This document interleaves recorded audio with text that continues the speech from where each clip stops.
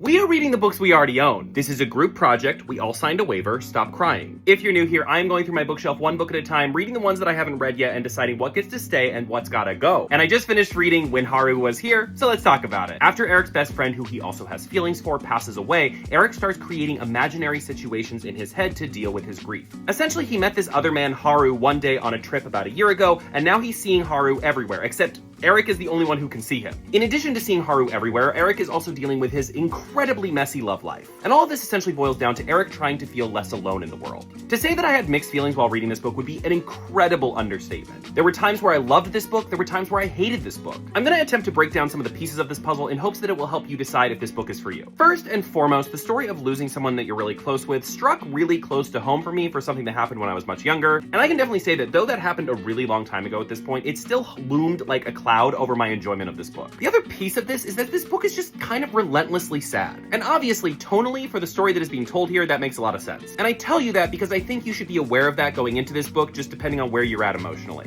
On top of dealing with all of his grief, he keeps meeting and going out with these men that are just like the biggest jerks in the world. They are all super charming until they don't get their way, and then they're awful to him. And that also was incredibly upsetting. But I think the most upsetting part of that is that it feels very real and very honest to what it can feel like to enter the gay community when living in a city. Unfortunately, it can feel like stumbling through a lot of red flags until you build up some defenses for yourself. And I think it was incredibly worthwhile to represent that in this story, but at the same time, it was very frustrating to read. I do want to switch gears here a little bit though, because there are some really magical moments of this book. Throughout the book, Eric is imagining he and Haru having these moments together, and many of these moments are not only beautiful, but are actually like quite magical. Like, I don't want to spoil anything, but just know that some of their scenes together transcend reality in a really cool way. But despite these whimsical moments, When Haru Was Here still feels like a very real, very honest take on growing up and also dealing with very heavy grief for the very first time. I think it's a really unique and special book, and depending on who you are, this book might even feel quite healing to read. I thought this book was pretty good, but for a lot of little different reasons, most of them personal,